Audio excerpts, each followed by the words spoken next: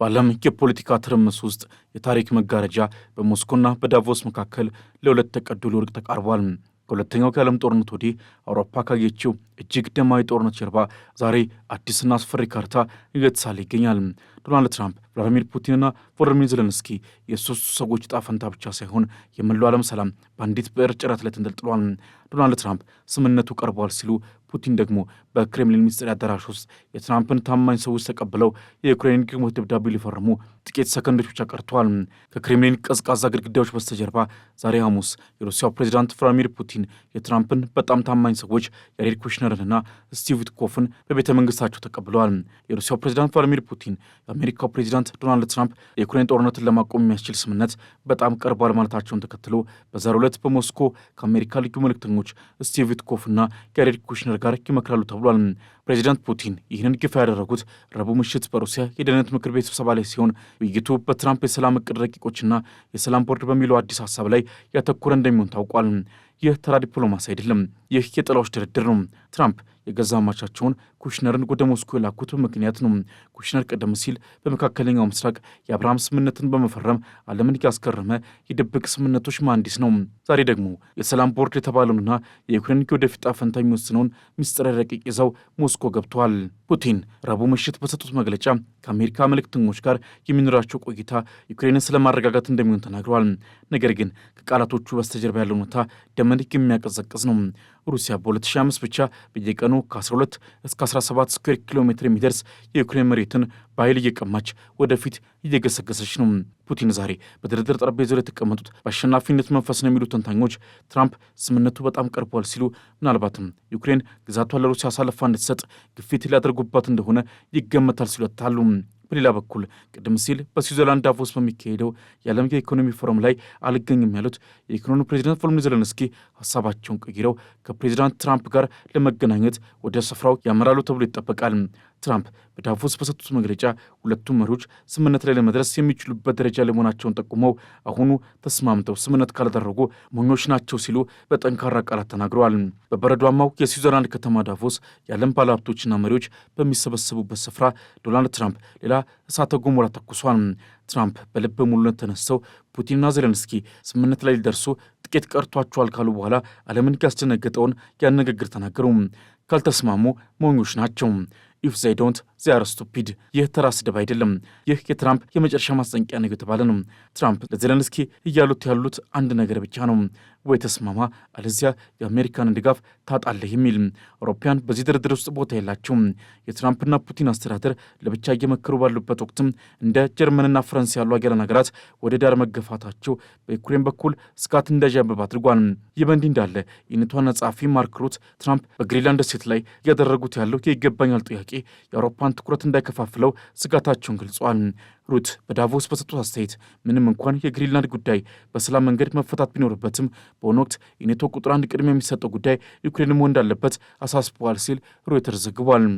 ትራምፕ ግሪንላንድን ለመቆጣጠር የሚያሳዩት ፍላጎት በአሜሪካና በአውሮፓ መካከል ያለን ግንኙነት እንዲያሻክረው የኔቶ መሪ ከትዕይንቱ በስተጀርባ እየሰሩ መሆኑን አረጋግጠዋል። የዩክሬን ከፍተኛ ተደራዳሪ ሮስተም ኡመሮቭ ቀደም ሲል ከአሜሪካ መልእክተኞች ጋር ተገናኝተው ሳለ ዩክሬን የደህንነት ዋስትናና ከጦርነት በኋላ ስላሉ መልሶ ግንባታ መወያየታቸው ይታወሳል። ዜሌንስኪ ቀደም ሲል ዳቮስ አልሄድም ብለው ቢቆዩም የትራምፕን ጫና መቋቋም ባለመቻላቸው ዛሬ በድንገተኛ በረራ ወደ ስዊዘርላንድ እያመሩ ነው።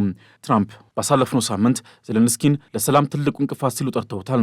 ዛሬ ግን ፊት ለፊት ተገናኝተው የዩክሬን ዕጣ ፈንታ ሊወስኑ ነው። ዜሌንስኪ በሁለት እሳቶች መካከል ተቀርቅረዋል።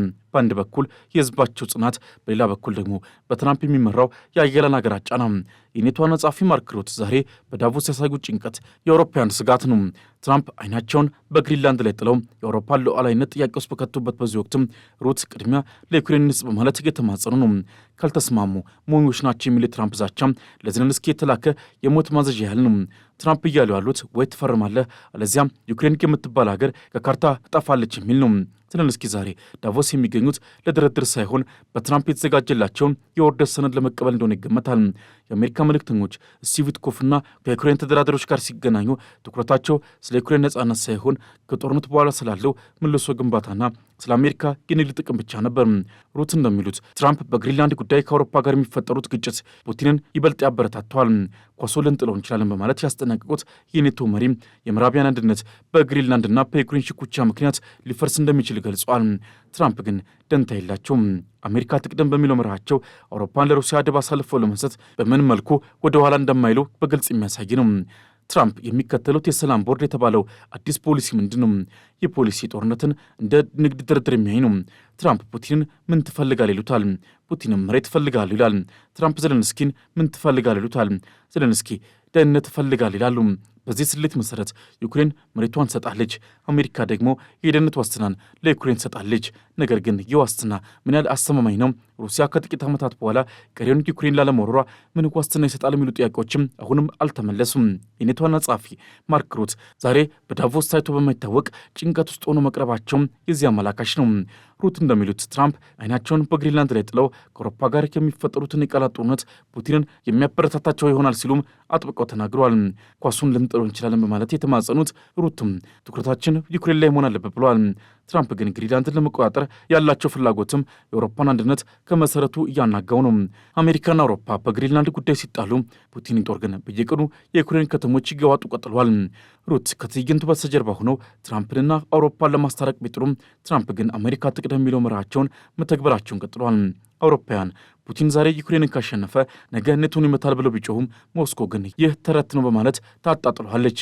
ሩሲያ በአሁኑ ሰዓት በአውሮፓ የኤነርጂና የኢኮኖሚ መዋቅር ላይ ከፍተኛ ጫና እያሳደረች ሲሆን ትራምፕ ደግሞ በታሪፍ ጦርነት አውሮፓን እያዳከሟት ነው። ይህ የሁለት ወገን ጥቃት አውሮፓን ወደ ተንበርካኪነት እየገፋት ነው። ጃንዋሪ 2026 በታሪክ መዝገብ ላይ ታላቁ የክህደት ወር ተብሎ ሊሰፍር ይችላል። በሞስኮ የሚስጥር ክፍሎች ውስጥ ኩሽነርና ፑቲን ሲጨባበጡ፣ በዳቮስ ደግሞ ትራምፕና ዘለንስኪ የዩክሬን የመጨረሻ ዕጣ ፈንታ ይወስናሉ። ከዚህ ባለፈ ሩሲያ ከታገዱ የሩሲያ ንብረቶች ለጋዛ መልሶ ግንባታ $1 ቢሊዮን እንዲሰጡ ወስናለች ሲሉ ፑቲን አስታውቀዋል። ፕሬዚዳንት ፑቲን ሩሲያ አዲስ የተቋቋመውን የሰላም ቦርድ እንድትቀላቀል ከፕሬዚዳንት ትራምፕ የተላከላቸውን የግል ደብዳቤ መቀበላቸውን አረጋግጠዋል። ለትራምፕ ሀሳብ ምስጋና ማቅረብም ለዩክሬን ልባት ዋሽንግተን ላደረገችው አስተዋጽኦ እውቅና ሰጥተዋል። የፑቲን የጸጥታው ምክር ቤት መግለጫ ሞስኮ ከመወሰኗ በፊት ሀሳቡን የምታጠናና ከስትራቴጂክ አጋሮቿ ጋር የምትመክርበት ስለመሆኑ ገልጿል። የቦርዱ ትኩረት የፍልስጤም ፍላጎት ቅድሚያ በመስጠት በተባበሩት መንግስታት ውሳኔዎች ላይ የተመሰረተ የረጅም ጊዜ ልባት መሆን አለበት ባለ ሲሆን በይፋ ከመቀላቀል አስቀድመው ፑቲን በምዕራቡ ዓለም ከታገዱ የሩሲያ ንብረቶች $1 ቢሊዮን ለጋዛ መልሶ ግንባታ ቦርድ እንዲላክ ፈቅደዋል ሲል ስፑትኒክ ዘግቧል። ቀሪ የታገዱ ገንዘቦች የሰላም ስምምነት ከተፈረመ በኋላ ለዩክሬን የድህረ ግጭት መልሶ ግንባታ እንዲውልም ሀሳብ አቅርበዋል። ቭላዲሚር ፑቲን ከፍልስጤም ፕሬዚዳንት ማህሙድ አባስና ከዩክሬን ውይይት ለመቀጠል በዛሬው ዕለት በሞስኮ ከሚገኙት የአሜሪካ ልዑካን ጋር ስለውጥኑ ይወያያሉ። በዩክሬን ልባት ዙሪያ ከፍተኛ እድገት ላይ መደረሱን የአሜሪካ ልዩ መልእክተኛ ስቲቭ ዊትኮፍ ተናግሯል። ስቲቭ ዊትኮፍ የዩክሬን ግጭት ልባት ወደ አንድ ጉዳይ ዝቅ ብሏል፣ ሆኖም ሊፈታ የሚችል ነው ሲሉ መናገራቸውን ዘግበዋል። ዊትኮፍ ዩክሬን ውስጥ ከቀረጥ ነጻ ቀጠና ሊመሰረት እንደሚችል አስታውቋል። በዩክሬን ከቀረጥ ነጻ ቀጠና መፈጠር ለሀገሪቱ ኢኮኖሚ ጨዋታ ቀያሪ ይሆናል ሲሉ በዳቮስ የዓለም የኢኮኖሚ ፎረም ስለ ዩክሬን በተዘጋጀ የጎንዮሽ ውይይት ላይ ተናግሯል። የዓለም ቁማር ሊጠናቀቅ ጥቂት እርምጃዎች ብቻ ቀርቷል። ድሉ የማን ይሆናል? የትራምፕ የድርድር ጥበብ ወይንስ የፑቲን ወታደራዊ ጉልበት? መልሱን የምናውቀው ነገ በዳቮስና በሞስኮ በሚፈረመው ያ ምስጢራዊ ሰነድ ብቻ ይሆናል።